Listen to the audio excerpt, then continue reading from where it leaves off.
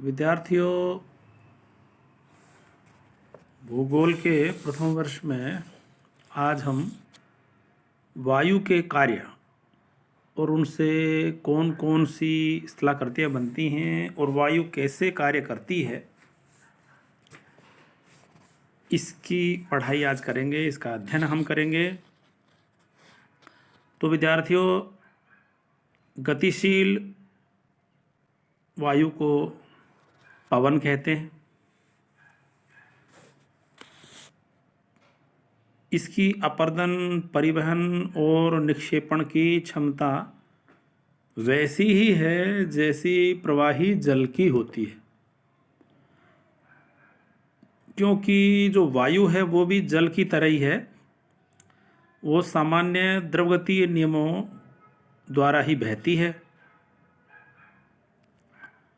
और सूर्य की जो शक्ति है उसका पुनर्वितरण है।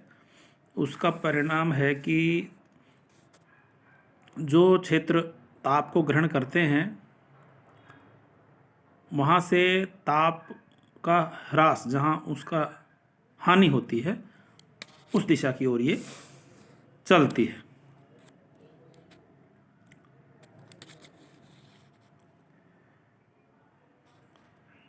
तो जो पवन है वो सक्रिय है शुष्क प्रदेशों में ज़्यादा, मरुस्थलीय में सबसे अधिक।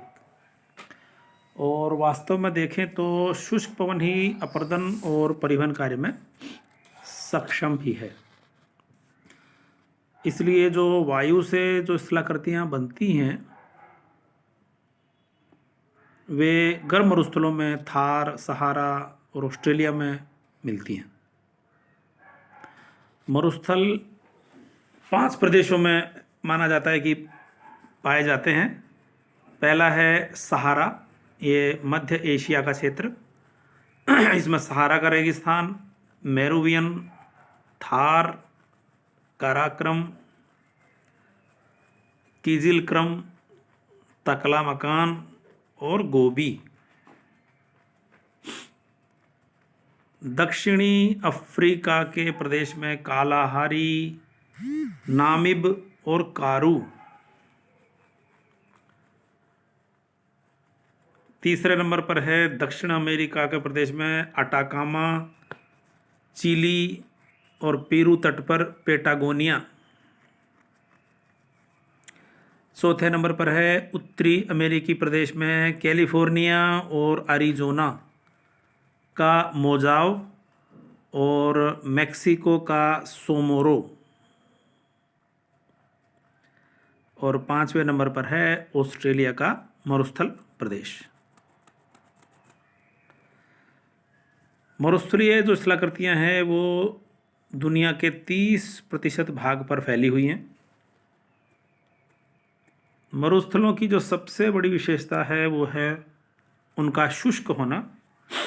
वार्षिक वर्षा 25 सेंटीमीटर से कम होती है। अर्धशुष्क मरुस्थलों में 25 से 50 सेंटीमीटर हो जाती है। ये वार्षिक वर्षा है। और मरुस्थलीय भागों में नदी के कार्य होते हैं, लेकिन बहुत कम स्थान ऐसे हैं, क्योंकि अचानक जैसे बारिश आ जाती है तो अल्पकालीन नदियाँ बहने लग जाती हैं और इनसे अपर्दन के काम हो जाते हैं। मरुस्थलीय भागों में देखें तो प्रवाह प्रणाली आंतरिक ही होती है। जैसे हमारे अपने झुंझुनू ज़िले में देख सकते हैं एक नदी जो खंडेला की पहाड़ियों से निकल कर के आती है, कांटली, वो हमारे पूरे ज़िले को क्रॉस करती हुई आगे चूरू में जाती है, लेकिन पिछले 4-5 दशकों से उसको बहते हुए देखा नहीं गया है। तो इसीलिए कहा गया है कि ये अल्पकालीन और आंतरायिक होती हैं, आगे यहाँ तक कि किसी दूसरी नदी में भी जाकर के मिल नहीं पाती, जल राशि बहुत न्यून होती है। इस आधार पर हम कह सकते हैं कि ये मरुस्थल के वे भाग हैं जिनकी ये नदियाँ सागर तक तो पहुँचने का सवाल ही नहीं है। यहाँ दैनिक तापांतर उच्च होता है, वाष्पीकरण की दर उच्च होती है, वायु गति तीव्र होती है और अपवाह प्रणाली आंतरिक होती है। सहारा में अगर देखें, नदियों में आकस्मिक जो बाढ़ आ जाती है उसे वादी कहते हैं, अमेरिका में वाशेस कहते हैं, और चट्टानी मरुस्थल इसको हमादा कहा जाता है, और पथरीला मरुस्थल उसको रैग कहते हैं, और रेतीला जो मरुस्थल है उसको अर्ग कहा जाता है। तो वायु अपना अपर्दन कार्य जो है अपवाहन और जो शैलों को उड़ा करके परत दर परत उखाड़ती है। मिस्र में कतारा नामक एक गर्त बना हुआ है, सागर तल से 420 फुट से भी ज़्यादा गहरा हो गया है। अपघर्षण में वायु के साथ उड़ते हुए रेत के कण, धूल के कण, ये रेगमाल की तरह काम करते हैं और ये 6 फीट ऊंचाई तक बहुत ज़्यादा प्रभावी होते हैं। सन्निघर्षण होता है, ये वायु के साथ उड़ते हुए धूल और रेत के कण आपस में टकरा कर कमज़ोर हो जाते हैं, और ये सारी अपर्दन की क्रिया पवन के वेग, धूल और रेत कण, शैल की संरचना, जलवायु और वनस्पति आवरण पर निर्भर करती है। वायु अपर्दन को अब देखिए प्रभावित करने वाले कारक कौन से हैं। तो एक तो है पवन का वेग, दूसरा है धूल और रेत के कणों का आकार और ऊंचाई क्या है, तीसरा है शैल की संरचना, चौथा है जलवायु, पांचवा है वनस्पति और आने वाली बाधाएं। अब एक एक करके सबसे पहले पवन वेग को देखते हैं और उनकी दिशा। तो पवन अपवाहन प्रक्रिया जो है वो असंगठित पदार्थों को प्राप्त करती है। इस काम में पवन की गति या उसका जो वेग है वो ज़्यादा महत्व रखता है। पवन तीव्र होगी तो सन्निघर्षण के कारण चट्टान के रगड़ने और घिसने के अलावा रेत कण और धूल कण अपने आप आपस में टकरा कर या रगड़कर टूटते रहते हैं। इससे उनका जो आकार है वो छोटा होता जाता है और गोल होता जाता है। ये जो पवन वेग क्षीण हो जाता है तो उड़ने वाले जो पदार्थ हैं वो एकत्रित होने लग जाते हैं, लेकिन जब आंधी तूफान आता है तो बड़े बड़े कंकड़ पत्थर भी उड़ने लग जाते हैं। तो इस तरह मंद पवन में तो हल्के और छोटे कण, और रेगिस्तानों में तो प्रचंड आंधियां आती तो वहाँ भी अपर्दन बहुत ज़्यादा होता। तीव्र गति से होने वाले पवन, बहते हुए पवन में रेत और धूल कणों की मात्रा बहुत ज़्यादा होती है और ये अपर्दनात्मक यंत्रों का काम करते हैं। इन यंत्रों की सहायता से पवन वाग में पड़ने वाली शैलों को रगड़कर, घिसकर, चिकना करके अपर्दन किया जाता है। इसे पवन का अपघर्षण कार्य कहते हैं। पवन का जो अपघर्षण कार्य है वो पवन के वेग और रेत के कणों की मात्रा पर निर्भर करता है। रेत के कणों से युक्त पवन शैलों को इस तरह घिसना और कुरेदना लगा रहता है जिस तरह से रेगमाल से लकड़ी घिस जाती है। इस प्रकार से अब धूल और रेत के कणों का भी प्रभाव पड़ता है। सतह से 6 फीट की ऊंचाई तक पवन के साथ मोटे कण उड़ते रहते हैं और इससे ऊपर देखें तो बारीक कण उड़ते हैं। तो जैसा धूल कणों का आकार होगा उसके हिसाब से उसका अपर्दन और अपवहन होगा। मरुस्थलों में तो ये कार्य चलता रहता है। सबसे ज़्यादा आसान प्रमाण के रूप में भी देखते हैं तो आंधी के समय अगर हम बाहर जाएं तो पैरों में कंकड़ियों की सी चोट लगती है, आँखों में धूल भर जाती है। और मरुस्थलों में जहाँ पर शैलों का कुछ भाग तो लंबवत खड़ा रहता है और निचला भाग कट के पतला हो जाता है, और ऊपरी जो भाग है वो कम अपर्दन होने से ज़्यादा प्रभावित नहीं होता, तो इससे छतरीनुमा स्थल रूप बन जाते हैं।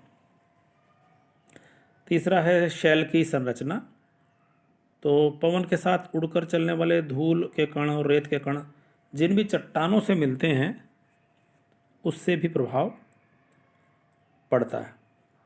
जैसे छेद वाली जो चट्टानें हैं, उस संरचना में पवन अगदी जाती है, प्रवेश करती है, उसमें चीखने की आवाज़ें आती हैं और छिद्रों के आकार को भी बढ़ाती भी रहती है। चौथा है जलवायु। जलवायु का भी बहुत बड़ा हाथ रहता है। जैसे वर्षा कम है, वाष्पीकरण की दर ज़्यादा है, तो जल का संचय ज़्यादा समय हो नहीं पाएगा, शुष्क माहौल हो जाएगा, तो वहाँ उड़ाव की क्रिया और अपवाहन ज़्यादा होगा। पांचवा है वनस्पति और पवन मार्ग में जो बाधाएं आती हैं। तो देखिए, वनस्पतियाँ, घास की शाखाएं, छोटी छोटी झाड़ियाँ, ये पवन के वेग को घटा देती हैं, तो इससे जो उसका पवन से होने वाला जो क्षय है, उसका कटाव है, वो भी घट जाएगा। पेड़ों और झाड़ियों से पवन टकरा करके अपनी गति को कम कर पाएगी और रेत और धूल कणों को आसानी से उड़ा नहीं पाएगी, बल्कि जमाने का काम शुरू कर देगी। इस प्रकार से ये सब प्रभावित करने वाले कारक हैं। अब देखते हैं कि प्रक्रियाएं कौन कौन सी हैं जिससे कि वायु अपर्दन के कार्य करती है, अपने कार्य करती है। सबसे पहले जानना होगा कि अपर्दन भी करती है ये परिवहन भी और निक्षेपण भी। और अपर्दन में ये रासायनिक अपर्दन नहीं करती, बल्कि यांत्रिक करती है। अब अपर्दन संबंधी कार्यों में देखें तो सबसे पहले है सन्निघर्षण या ह्रास। दूसरा है अपवाहन या उड़ाव। तीसरा है घिसाव या अपघर्षण। अब एक एक करके अध्ययन करेंगे इनका। तो सबसे पहले है सन्निघर्षण। आपसी रगड़ से उत्पन्न टूट फूट से रेत और धूल कण छोटे छोटे होते रहते हैं, गोल होते रहते हैं। इस प्रक्रिया को सन्निघर्षण कहा जाता है। इसका अंतिम परिणाम है बालू। दूसरा है अपवाहन। ये उड़ाव की क्रिया है। डिफ्लेशन जो शब्द है वो लैटिन भाषा का है, अर्थ है बहाकर ले जाना, उड़ाना। उड़ान से मिट्टी का कटाव होता है, पवन शुष्क और असंगठित होती है, उसे उड़ा लेती है, और जो आधार शैल है वो नग्न हो जाती है। इस प्रकार से ये कार्य करती है। और बहुत बड़े बड़े गर्त बने हुए हैं। जैसे कि बात हुई कि कतारा जो गर्त है वो सागर तल से भी 420 फीट गहरा है। नील नदी के पश्चिमी भाग में उड़ाव की क्रिया से गहरी गहरी घाटियों का निर्माण हो गया है, और कहीं कहीं छोटे छोटे छिद्र, गर्त और द्रोणी के जैसे गड्ढे भी बन गए। इस तरह से जो गर्त हैं वो नील नदी की घाटी के पश्चिम में मरुभूमि में मिलते हैं, और दक्षिण अफ्रीका और कालाहारी के पैन, मिस्र और लीबिया के विशाल गर्त, और अमेरिका के ग्रेट प्लेन्स में हजारों छोटे बड़े वात गर्त ये मिलते हैं। तो हवा अपवन से बालू के कणों को उड़ा के ले जाती है, और बड़े कण जो हैं उनको उड़ा नहीं पाती, वो पीछे छूट जाते हैं। तो वहाँ केवल कंकड़ पत्थर और बोल्डर मिलते हैं। हवा की अपवाहन क्रिया से बड़े आकार के कण रह जाते हैं, उन्हें निक्षेप कहते हैं। और इस प्रकार के जो अपवाहन सतह हैं उनको मरुकुटिम कहा जाता है। अल्जीरिया के सहारा में इन्हें रेग कहते हैं और लीबिया और मिस्र में इन्हें सैरिर कहते हैं। यहाँ बड़े बड़े शिलाखंडों में ढकी हुई होती है ये, और सहारा के रेगिस्तान में देखें तो उन्हें हमादा कहते हैं। तीसरी प्रक्रिया देखते हैं। तीसरी है घिसाव या अपघर्षण। तो वायु अपघर्षण बालू कणों से सज्जित तीव्र पवन की क्रिया है। तीव्र पवन के साथ बहने वाले धूल और रेत के कण रेगमार की तरह, सैंड पेपर की तरह काम करते हैं और चट्टानों को घिस डालते हैं, घिसाव दिए जाते हैं और कंकड़ पत्थर तथा नोड्यूल बीच बीच में बच जाते हैं, जिससे इनकी जो आकृति है वो मधुमक्खी के छत्ती की तरह हो जाती है। और पृथ्वी की सतह के पास वायु के द्वारा अपघर्षण का काम होता है, किंतु सबसे ज़्यादा तो अपघर्षण सतह से थोड़ी ऊपर ही होता है। और अपघर्षण इस तरह का जब होगा तो उसमें जो शिलाएं बनेंगी वो मशरूम रॉक उसको कहते हैं। तो इस प्रकार से इसके कार्य होते हैं। अब देखते हैं कि निक्षेप के कार्य और अपर्दन के कार्य, इनसे क्या क्या चीज़ें, क्या क्या लैंडफॉर्म्स यानी कि आकृतियाँ बनती हैं। तो अपर्दन में देखते हैं। सबसे पहले आता है वातगर्त अपवाहन बेसिन। तो अभी थोड़ा सा वैसे इसका चर्चा हो चुकी है, तो इसमें फिर से देख लेते हैं कि अपवाहन जो क्रिया से जो असंगठित शैल है उनको उड़ाया जाता है और छोटे छोटे गर्त बन जाते हैं, इनको ही वातगर्त कहा जाता है। इनका आकार बढ़ता रहता है समय के साथ साथ और गहराई भी बढ़ती रहती है। कई बार ये सागर तल से गहरी भी हो जाती है और इनका आकार है वो तस्त्रीनुमा हो जाता है। सहारा में, गोबी में, कालाहारी में, ग्रेट बेसिन में ऐसी आकृति बहुत मिलती हैं। वर्षा काल में इनमें अगर पानी भर जाए तो झील बन जाती हैं और मरुधान बन जाते हैं। मिस्र में कतारा गर्त जो है वो 420 फीट सागर तल से भी गहरा है। और मंगोलिया में देखें तो पांग कियांग गर्त है, बहुत फेमस है। और अमेरिका में है बिग हालो, ये बहुत प्रसिद्ध गर्त है। दूसरी शिलाकृति है इनसेलबर्ग। जर्मन भाषा में इनसेलबर्ग का मतलब है द्वीप।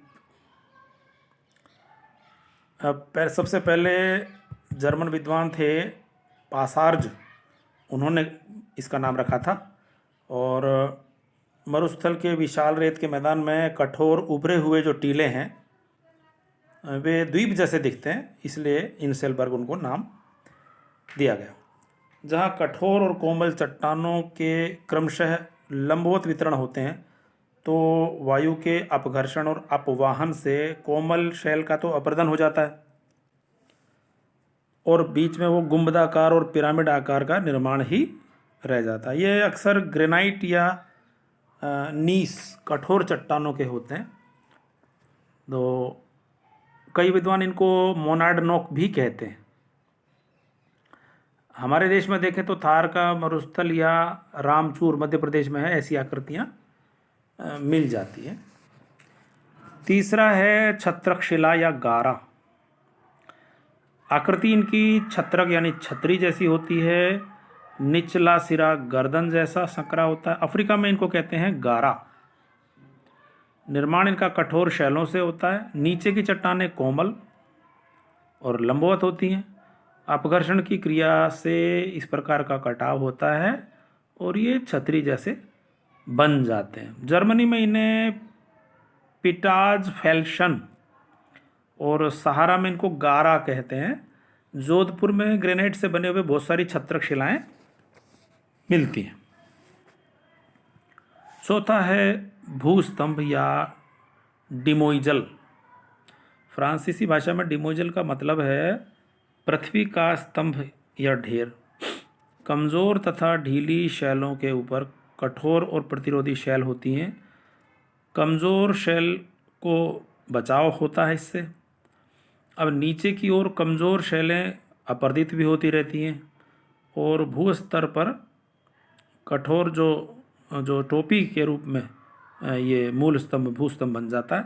तो ये एक ऊंची चिमनी जैसी दिखाई देती है हमें, उसे भू स्तंभ कहा जाता है।